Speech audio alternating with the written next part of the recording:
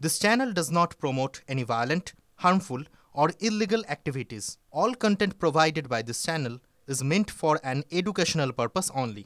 লক্ষ্য যখন school service সঙ্গে আছে gateway series Oxyzone books. SSC group C নিয়োগ দুর্নীতি মামলায় চূড়ান্ত চার্জশিট সিবিআই এর। পার্থ চট্টোপাধ্যায় সহ 28 জনের বিরুদ্ধে চূড়ান্ত চার্জশিট। চার্জশিটে সিবিআই এর হাতে আসা নতুন অডিও ভিডিও ক্লিপের উল্লেখ, সম্প্রতি সংগ্রহ করা ভয়েস স্যাম্পলেরও উল্লেখ চার্জশিটে।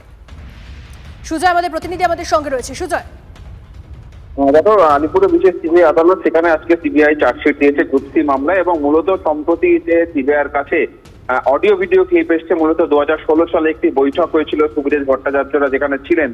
স্কুল সার্ভিস পরীক্ষায় সেরা সাফল্য মানেই অক্সিজোন বুকস এসএসসি গেটওয়ে সিরিজ।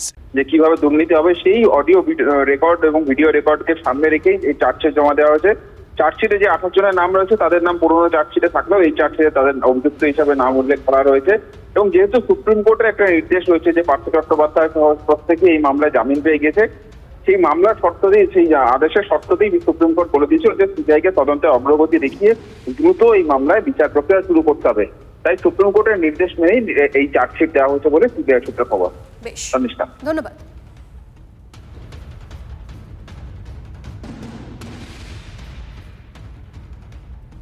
কালকের মধ্যেই চিহ্নিত অযোগ্যদের তালিকা প্রকাশ। সুপ্রিম কোর্টে জানালো এসএসসি, চিহ্নিত অযোগ্যরা অ্যাডমিট কার্ড পেয়ে থাকলেও পরীক্ষা বাতিল করা হবে। সুপ্রিম কোর্টে বয়ান রেকর্ড করে বললেন রাজ্যের আইনজীবী কল্যাণ বন্দ্যোপাধ্যায়।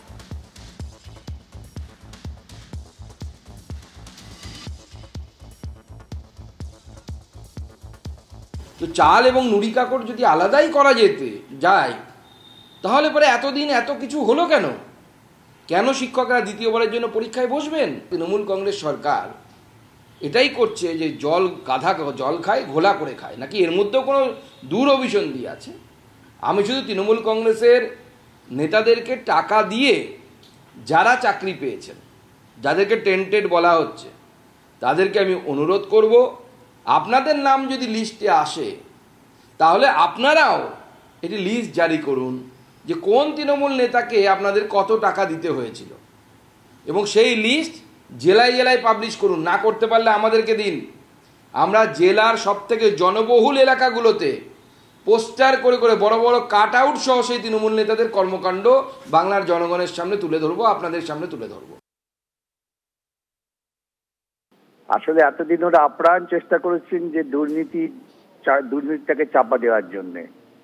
ওরা ভেবেছিলেন যে এইরকম কালক্ষেপণ করে ওরা পার পেয়ে যাবেন। এখন সুপ্রিম কোর্ট ঘাড়ে চেপে বসে আছে, তাই উপায় নেই।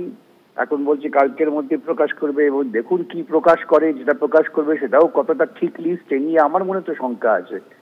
কেন এরা ওই অর্ধেক লিস্ট বার করে সুপ্রিম কোর্টের যে আপাতত একটা চাপ আছে, সেই চাপ থেকে বেরিয়ে আসার জন্য হয়তো চেষ্টা করবে। সবাই তাকিয়ে থাকবেন, যারা পরীক্ষা দিয়েছিলেন তারা নিজেরাই ঠিক করে দেন যে কারা কারা দুর্নীতিভাবে চাকরি পেয়েছেন। এখন লড়াইটা সরাসরি যারা নিজেদের মনে করছেন তারা দুর্নীতির ফলে শিকার, তাদের উপরে অনেক বড় দায়িত্ব নির্দিষ্টভাবে চিহ্নিত করার যে কারা দুর্নীতি করেছেন বিভিন্নভাবে। যদি অযোগ্য তালিকা, অর্থাৎ যারা দাগী, তাদের যদি তালিকা পেশ করতে বলা হয়, তাহলে স্বাভাবিকভাবেই যারা বেদাগ তাদেরকে তো চাকরি দেওয়ার দরকার। এই সুযোগে পশ্চিমবঙ্গ সরকার নিজেকে কিন্তু শুধরাতে পারে। বাংলার মুখ্যমন্ত্রীর কাছে শুধরানোর একটা মৌকা এসছে। আপনি আপনার অন্যায়, ভুল, দুর্নীতি আপনার লোকদের, সেটাকে শুধরিয়ে আপনি আপনার ভাবমূর্তিকে মানুষের কাছে প্রমাণ করতে পারেন। সর্বত্র রাজনীতি করেন না, মানুষের পেটের ভাত নিয়ে রাজনীতি করেন না দয়া করে। আমরা চাই এই জটিলতার অবসান হোক, কিন্তু এক শ্রেণীর রাজনৈতিক অতৃপ্ত প্রেতাত্মা, এই রামবামের যৌথ প্রেতাত্মা, এরা জানে সমস্যাটা জিয়ে থাকলে এদের পলিটিক্যাল লাভ। তাই ওই ফিরদৌস শামীম, বিকাশবাবুরা আর এইদিকে অভিজিৎ গাঙ্গুলির মতো ব্যক্তিত্বরা, তারা যেন তেন প্রকারেণ এই দীর্ঘসূত্রিতাটাকে জিয়ে রাখতে চান, কারণ তাতে তাদের পলিটিক্যাল বেনিফিট আছে। আমরা দল মতের ঊর্ধ্বে উঠে সকলে এই শিক্ষকদের পাশে থাকুন, এটা রাজ্যবাসী চেয়েছিল। রাজ্যবাসী দেখলো আসলে কারা এদেরকে নিয়ে রাজনীতি করছে।